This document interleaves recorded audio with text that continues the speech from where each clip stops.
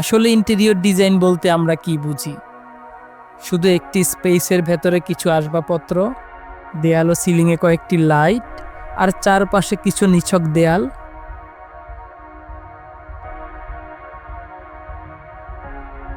নাকি একজন মানুষের অনুভূতি, তার ভালো লাগা? যখন কেউ একটি স্থানে প্রবেশ করবে, প্রতিটি কোণ যেন আলাদাভাবে তার চিন্তা এবং চেতনাকে স্পর্শ করে। যখন কেউ একটি অভ্যর্থনা কক্ষে প্রবেশ করবে, প্রথম মুহূর্তেই যেন সে এক উষ্ণ অভ্যর্থনা অনুভব করে। কাজের জায়গাটি যেন চার দেয়ালে বন্দি মনে না হয়। আলো আসবে স্বচ্ছতার সাথে, আবার কাজের জন্য প্রয়োজনীয় প্রাইভেসিও থাকবে সমান গুরুত্বে। হাই, আমি মোহাম্মদ আনামুল হক। ইন্টেরিয়র ডিজাইন আমার কাছে শুধু একটি পেশা নয়, একটি শৈল্পিক ভাষা। যে ভাষা কোনো শব্দ উচ্চারণ না করে মানুষের চিন্তা, মনোভাব ও আচরণকে প্রভাবিত করে। আজ সেই ভাষা বাস্তবায়নের গল্প শোনাবো আমাদের নতুন প্রজেক্ট রিভিউতে। আমাদের এই প্রজেক্টটি বনানীর 11 নম্বর রোডে অবস্থিত। দুটি ফ্লোর মিলিয়ে প্রায় 7,000 স্কোয়ার ফিট স্পেস। আমাদের 18 বছরের কেরিয়ারে এটি ছিল অন্যতম চ্যালেঞ্জিং প্রজেক্ট, কারণ ইন্টেরিয়র ডিজাইন ও ডেকোরেশন থেকে শুরু করে আইটি সেটআপ, হোম অ্যাপ্লায়েন্স,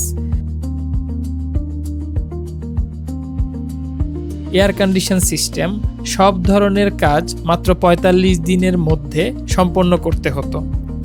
ঠিক 45 দিন পর আমাদের ক্লায়েন্টকে তাদের পুরনো অফিস ছেড়ে দিতে হতো। সুতরাং পুরো টিমকে সময়ের সঙ্গে পাল্লা দিয়ে কাজ করতে হয়েছে সমানতালে।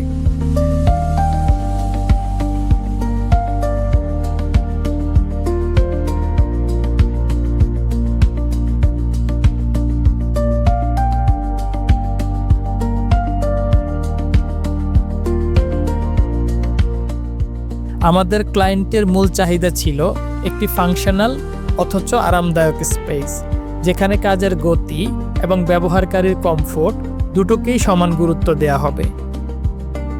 দুটি ফ্লোর মিলিয়ে প্রায় 45 জন স্টাফের জন্য সিটিং অ্যাকোমোডেশন নিশ্চিত করার পাশাপাশি অন্তর্ভুক্ত করতে হতো একটি রিসেপশন রুম,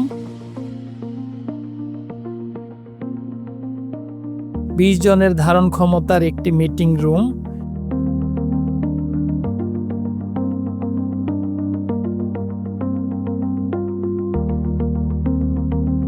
একটি discussion room, dining room, পেন্ট্রি, store, prayer room, archive room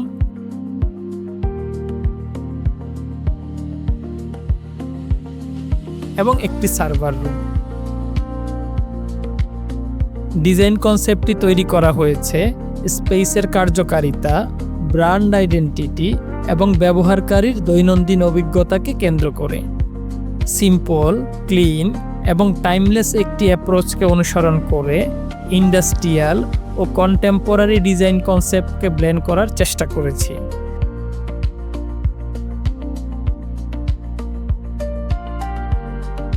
যাতে স্পেসটি হয় আধুনিক, কার্যকর এবং দীর্ঘমেয়াদে প্রাসঙ্গিক।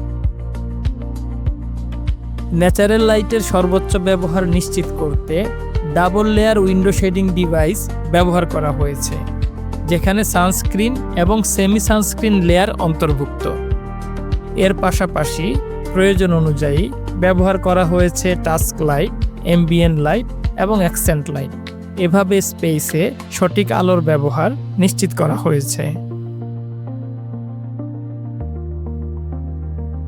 স্পেসটি সবসময় ফ্রেশ এবং আরামদায়ক রাখতে প্রাকৃতিক বাতাস চলাচলের ব্যবস্থা এবং প্রয়োজনীয় মেকানিক্যাল ভেন্টিলেশন নিশ্চিত করা হয়েছে।